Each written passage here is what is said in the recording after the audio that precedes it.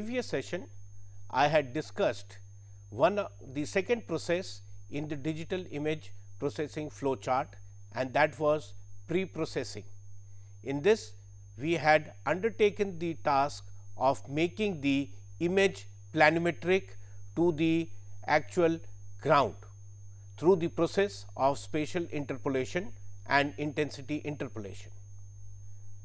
In this particular session, I am now going to focus my attention on the third process involved in digital image processing, and that is image enhancement. Image enhancement is a process of making the visual interpretation and understanding of imagery easier.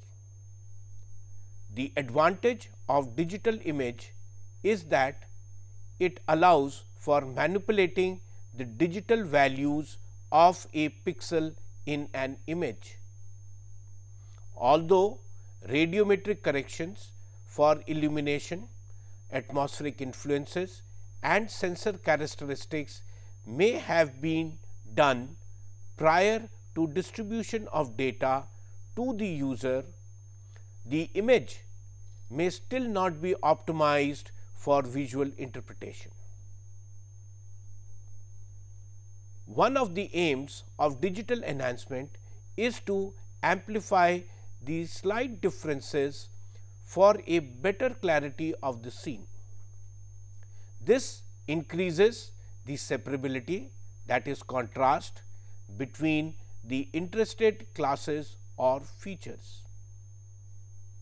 The digital image enhancement may be defined as some mathematical operations which, when applied to digital data, improves the visual appearance of an image for better interpretability and subsequent analysis. Since the image quality is a subjective measure and may vary from person to person, thus there is no simple rule as such that a particular technique may produce a single best result. Normally, two or more operations on the input image may be sufficient to fulfill the requirements of the analyst, although the enhanced product may only contain a fraction of the total information stored in the original image. So, with this background, now let us look at what are the various methods of contrast enhancement. The contrast enhancement methods can be categorized as follows: linear and non-linear. In linear enhancement techniques, the mathematical implementation is on the basis of a uniform slope, while in non-linear methods the enhancement is done on the basis of using a varying slope. So, now let us look at some of the linear methods which are commonly used. The different methods for linear enhancement are as follows: minimum max stretch, or in short min max stretch, percentile stretch, and the third is piecewise linear stretch. So, let us look at the different methods of linear stretching one by one. The first one is min max stretch. Well, this is one of the simplest methods for improving the contrast. Here, the lower and upper values of the histogram of the original image are made to fit between the full ranges of the brightness scale. The lower value of the original histogram is assigned a 0 brightness value, while the upper value of the original histogram is assigned a value of 255 if a 8-bit brightness scale has been adopted. Well, this will vary as per the bit scale adopted for each of the image. In between, all the intermediate values of the histogram are reassigned new brightness values by linear interpolation and are expressed as by the relationship x nu is equal to x I n minus x min divided by the difference of x max minus x min multiplied by x r, where the terms x nu is the new brightness value of a pixel after stretching, x min is the minimum brightness value of the original data, x max is the maximum brightness value of the original data, x in is the original input brightness value, x r is the range of the brightness scale adopted, that is between 0 to 255 for a 8-bit data. Here in this particular slide, a graphical representation of min max stretch has been provided. We can see that the original histogram has been drawn with the brightness values plotted against the frequency, and we find that the x min, that is the minimum value of the histogram, is not coincident or equal to 0 of the brightness scale. It is slightly shifted towards the right hand side. Well, there can be many reasons for this, but it is a clear indication that we are not using the full brightness scale. Similarly, the x max value does not coincide with the maximum value of the brightness scale. It is slightly shifted leftwards. Again, it means that the brightest object in the image is not corresponding to the brightest color in the brightness scale. In between, that is, we are having the different input values of each pixels, and this is represented as x in. When we perform the minimum maximum stretch, this is a activity wherein the lookup table of the computing of the display device would be modified. So, we have to now identify a mapping function.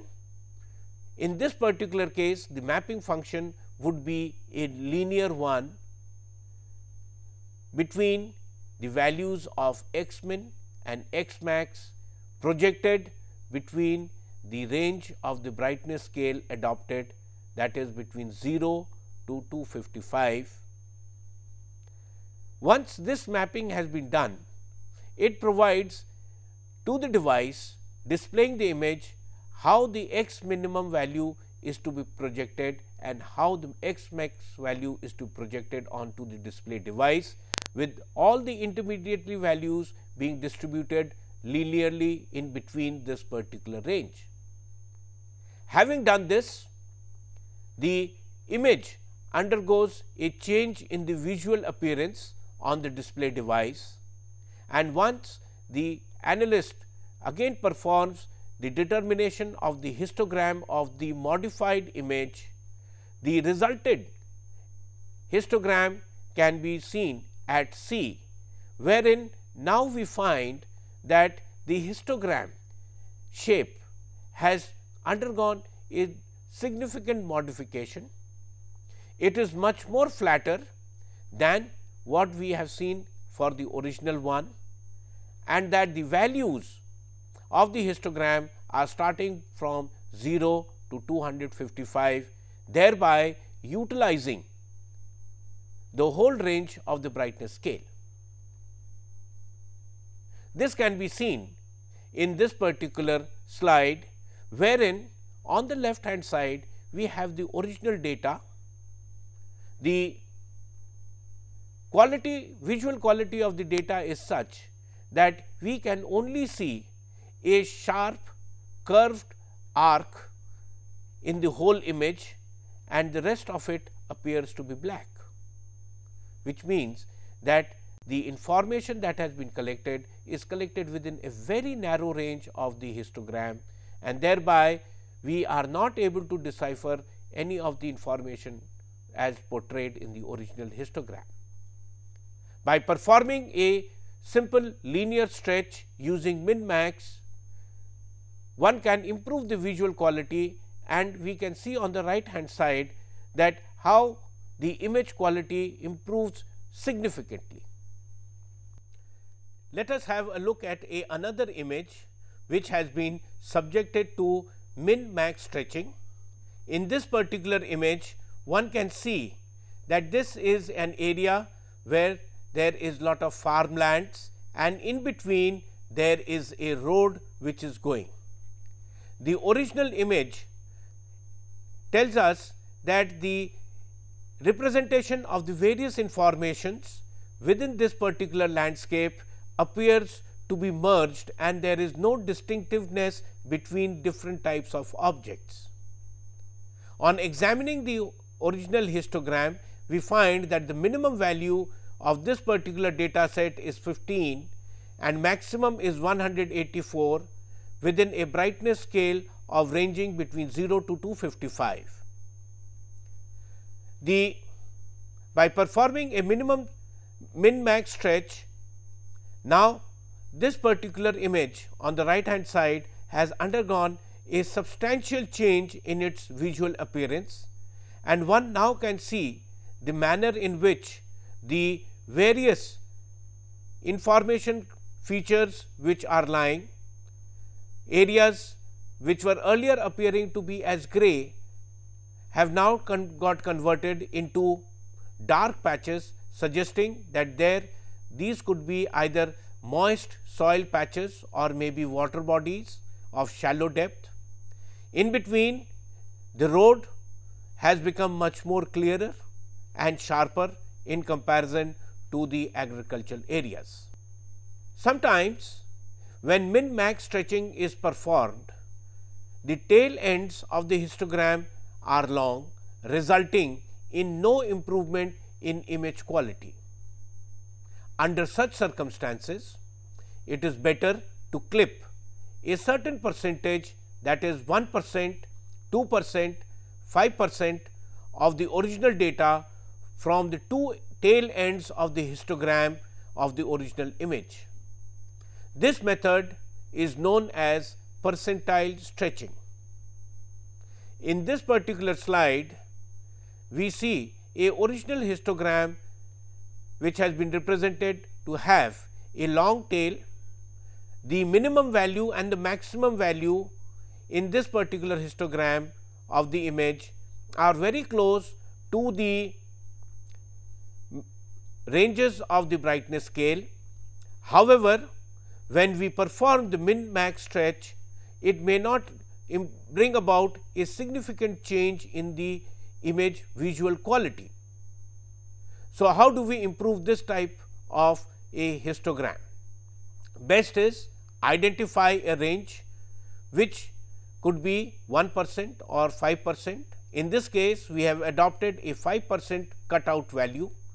So, what happens is, physically all the data in this particular range of 5% from the top and from the bottom of the histogram are cut out, and wherever these cutoff values are obtained, between these a linear transformation function as adopted for min-max stretch is carried out. The net impact of the adjusted histogram can now be seen at figure C, wherein we see that the histogram is having a very distinct change in its shape. By and large, it has risen from the base or from the x axis by a significant value corresponding to the frequency at the cutoff, and also the shape of the histogram has become more rounded, thereby giving a very good representation of the image. In this particular slide, the same image of the bay area wherein the sandy portions were being observed have been again taken up, and now we can see is that a region which we had called it as an estuary, now we can find that this is probably a sort of a bay area having lot of other informations or surrounding areas such as residential area in its close vicinity. Also, the appearance of the barren mountain tops have also become much more clearer than in the previous case wherein min max stretch had been applied. Similarly, when we look at the farmland image, we find that by applying a 5% stretch, the appearance of the road has become much more clearer than in the original image. Also, the variation of the soil moisture in the adjoining fields have also become much more distinct. The bare soil field patches are being depicted in very bright white color, whereas varying moisture intensity bearing fields are now ranging in gray to black. Next is piecewise linear stretch. When the above two techniques of linear enhancement are suitable, when the histogram of the input image is unimodal in nature, that is, it has only one peak. However, this may not be the case and the histogram is multimodal in nature, indicating that there is more than one object in the image. Under such circumstances, the histogram has to be stretched in pieces.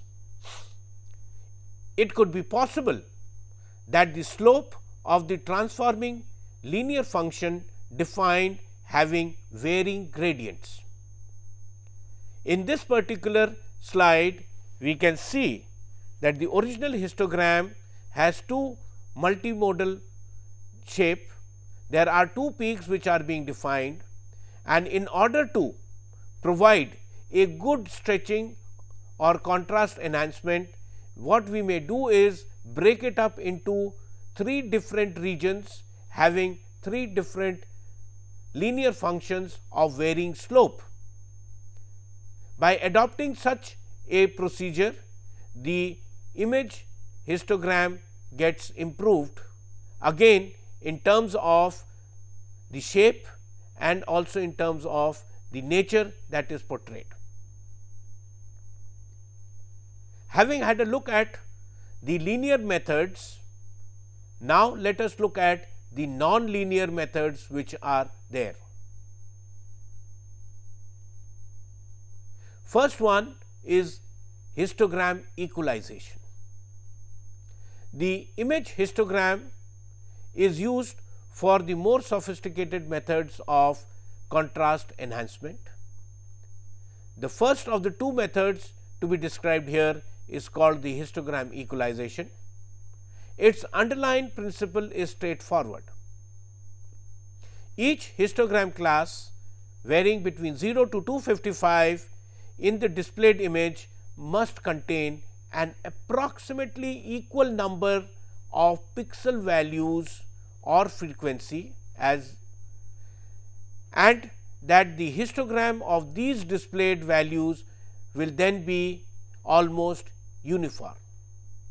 If this is done, the entropy of the image, a measure of the information content of the image, will be increased.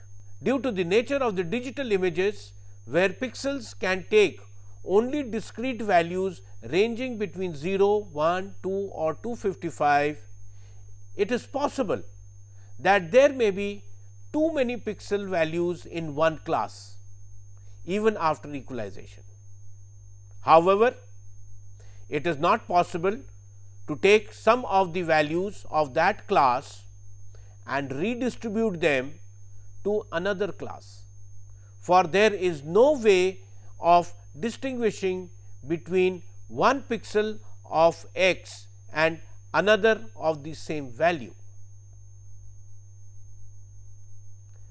So, in order to perform this distribution, we undertake a process of determining a target pixel, which we call it as NT, and this can be easily found by dividing n, that is the total number of pixels in the image, by 256, that is the number of histogram classes, which is the number of intensity or brightness levels in the image. Next, the histogram of the input image is converted into a cumulative form with the number of pixels in each classes 0 to j represented by Cj. This is achieved by summing the number of pixels falling in class 0 to n of the histogram, that is, the histogram classes are labeled 0 to 255 so as to correspond to the pixel values on a 8-bit scale. So, Cj can be expressed as equal to n0 plus n1 plus n2 to nj, where nj is the number of pixels taking the grayscale value of j. If we find that the class number j0, which is the first to exceed the target value NT, then we set the LUT so that all input values of j0 or less map to an output value of 0. Now, we find the class number j1, which is the first to exceed twice NT, and set the LUT so that all input values greater than 0, but not greater than ji map to an output value of 1, and so on until all output values in the LUT have been filled. Sometimes 2 or more j values may map to the same output value. In such cases, the greatest ji value is chosen. This implies that there may be a fewer levels in the output image than in the input image. To explain this particular procedure, let us look at a small example of histogram equalization using the histogram of an original data having a 4-bit, that is 16 levels of brightness, for a image size of 512 by 512. That means, we are having 16 levels of brightness and the total number of pixel in the image are 262,114. All right. So, if I divide this value by 16, it gives me a target value of 16,384. So, this would be the value which we will now consider to remap the classes or the intensity levels in the histogram, so that the image gets improved. Let us look at the table which is given here. So, for each of the brightness level, the number of points have been indicated. So, for brightness level 0, we have 1311 points. So, brightness level 1, we have about 2622 and so on. With the help of these frequency values, what we do is we prepare the cumulative frequency, which is shown in the third column, and one can see that at the bottom the total number of points in the image should be equal to the cumulative frequency value at the last brightness level, which is equal to 2,62,144. Now, our task is to remap the old LUT value such that we can improve the image representation. So, taking the target value of 16,384, we start to now look at the cumulative frequency values at each brightness level. So, at each brightness level 0, the cumulative frequency is 1311, which is far more less than the identified target pixel value, that is NT. So, we continue to the next brightness level. The figure is 3933. That means, when we combine brightness level 1 and 2, only 3933 points are present in the image, which is an indication that we still have scope to merge large number of brightness level. And what we find is that at brightness level 3, the total cumulative frequency is 18,352, and this is greater than 16,384. So, the brightness level 3 of the original histogram will now be assigned a value of 1, and all the previous brightness levels, that is 2, 1 and 0, will now be redefined with a new brightness scale value of 0. Then we proceed ahead, and now we raise our bar of examining to twice the NT value, which will now be something like 32,768. With this value, now we start to compare beyond the brightness level 3, because that is the pair where we have found that it has exceeded 1 NT. So, brightness level 4, the cumulative frequency is 31,460, which is less than twice NT value. So, this level now would be assigned a new brightness value of 1. But when we look at the brightness level of 5 in the original level, the cumulative frequencies at this point is equal to 56,364, which is more than thrice the target pixel value.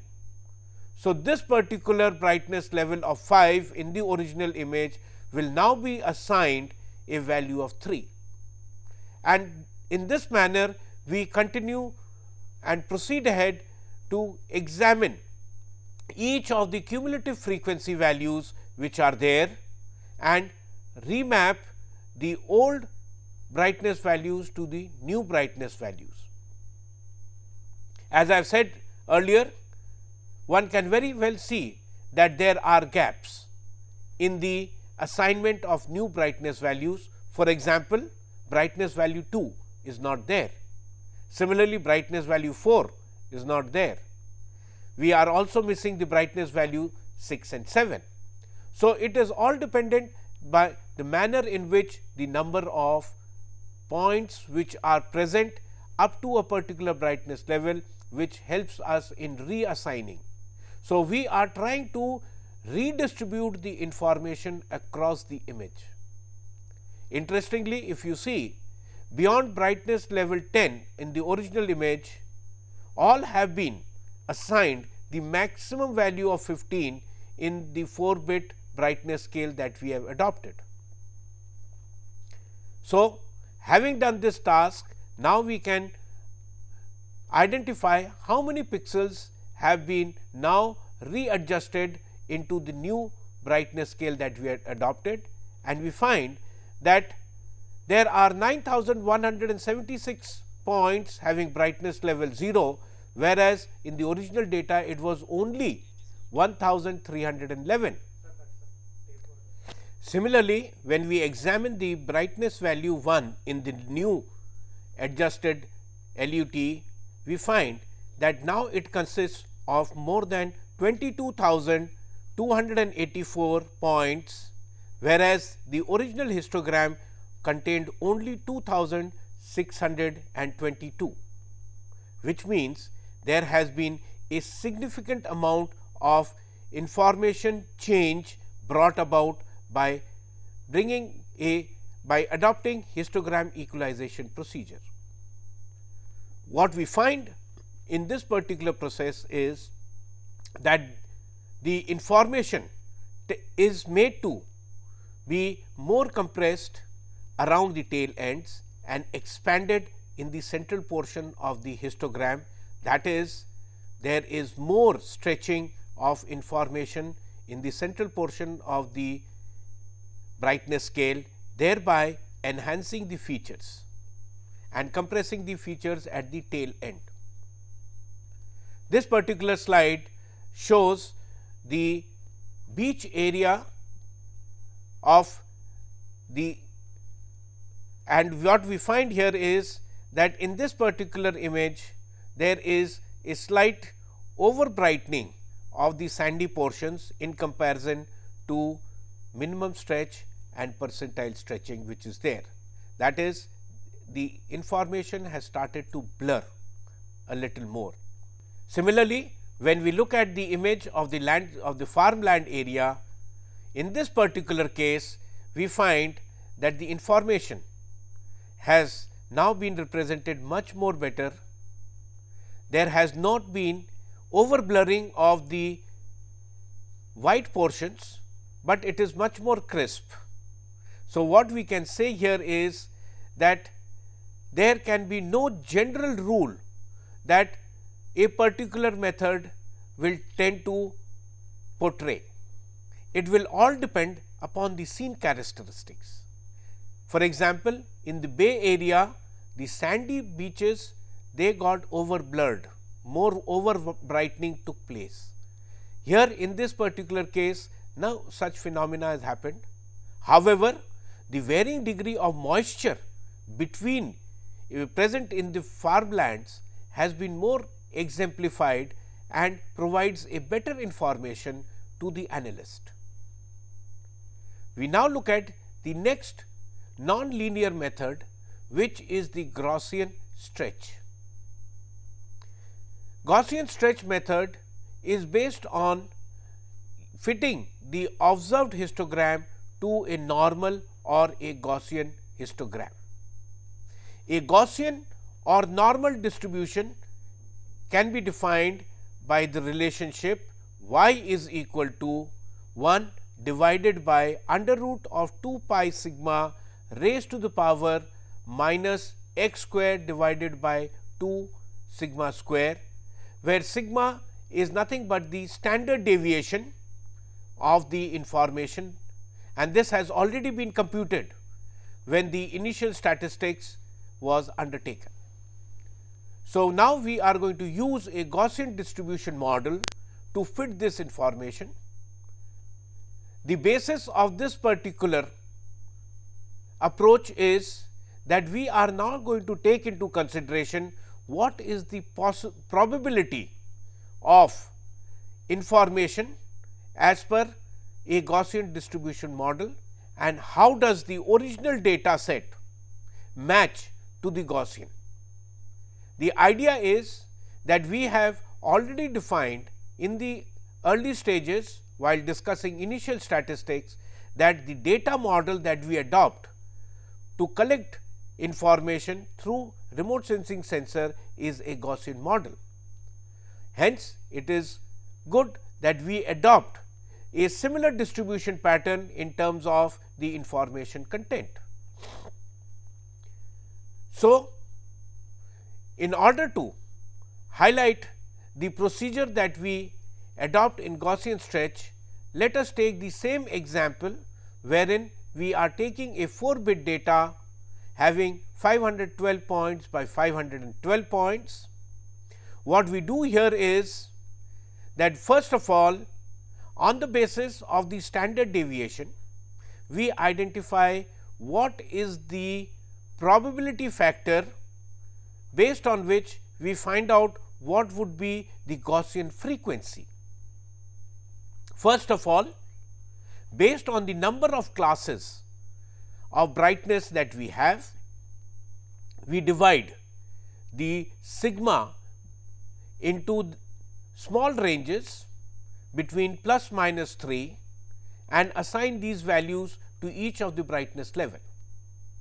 So, for brightness level 1, a sigma value of minus 3 is adopted and this value is put into the equation where y will yield what would be the probability factor. This probability factor now works out to be 0.0020, and this factor will now be utilized to find out what would be the Gaussian frequency that the histogram should have.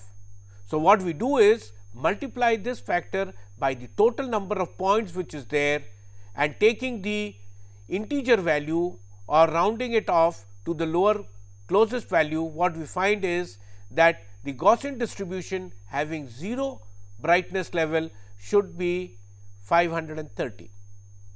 Similarly, for brightness level 1, the standard deviation factor is now minus 2.6, corresponding to which we get the probability factor as 0.0033, and we multiplied this by the total number of points, which yields that a Gaussian histogram having frequency brightness level 1 will have 868 points. So, we continue this particular operation till we compute all the values for each of the levels of the histogram. Having done this, we now undertake the task of finding out which the cumulative frequency of the Gaussian distribution, and this is shown in column number 5.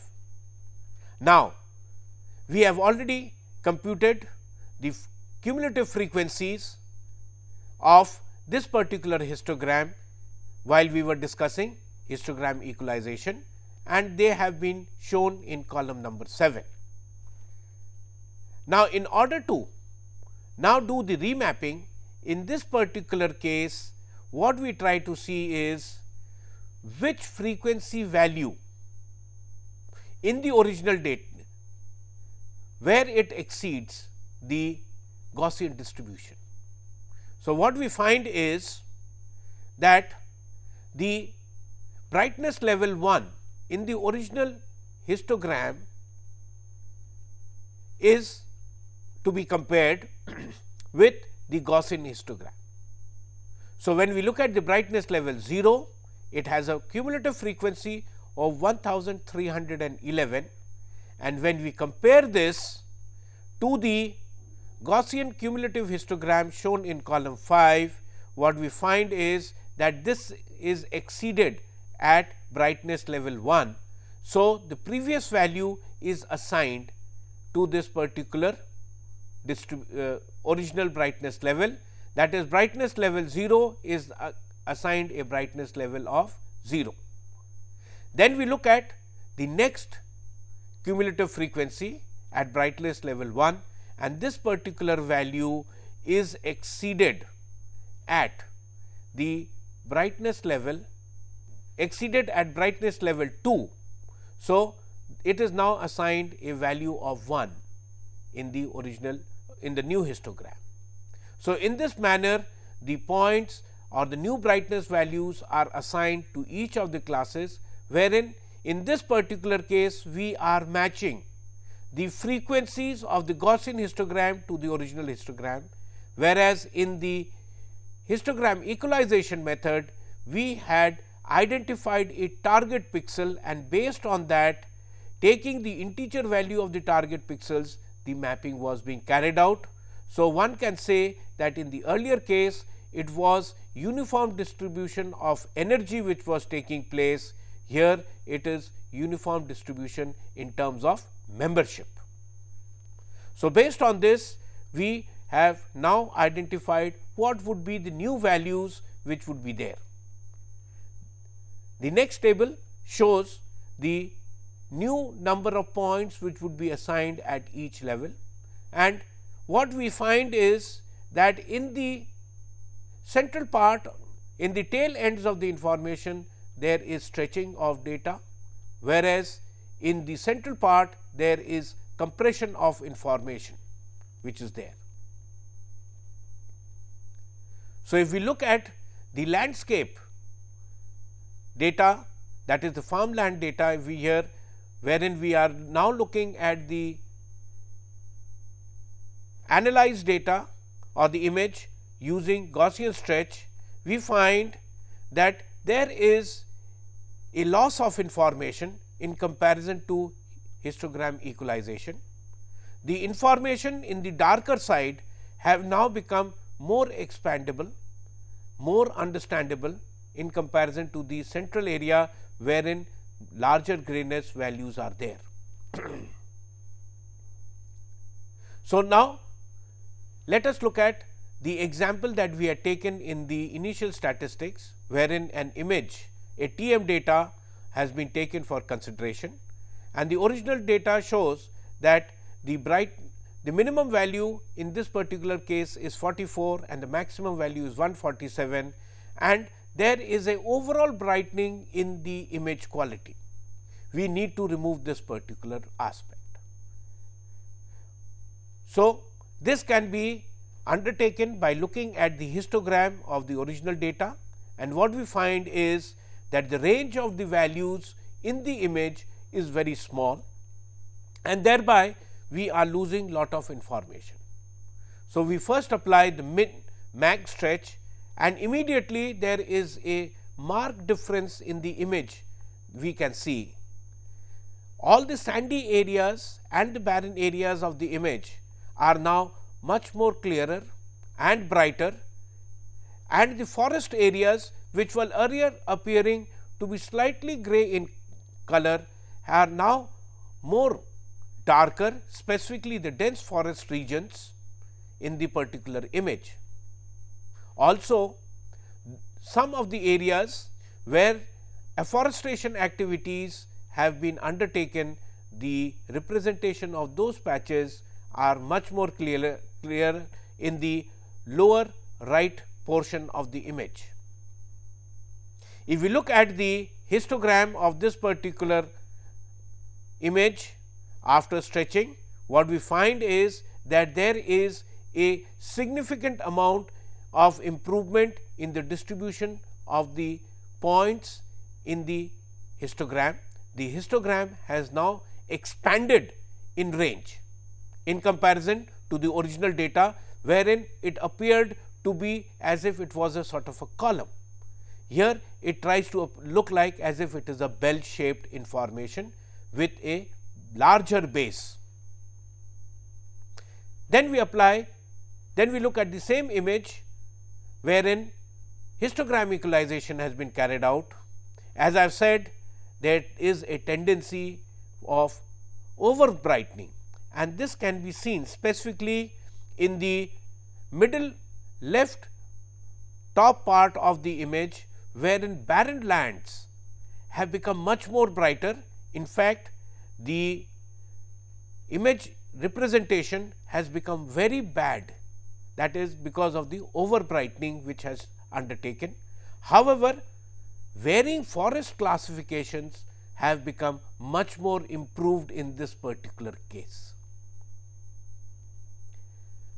When we look at the histogram of the histogram equalization method, what we find is that there is a compression of informations at the tail ends, and the central part of the data has been stretched and expanded over the major portion of the brightness scale.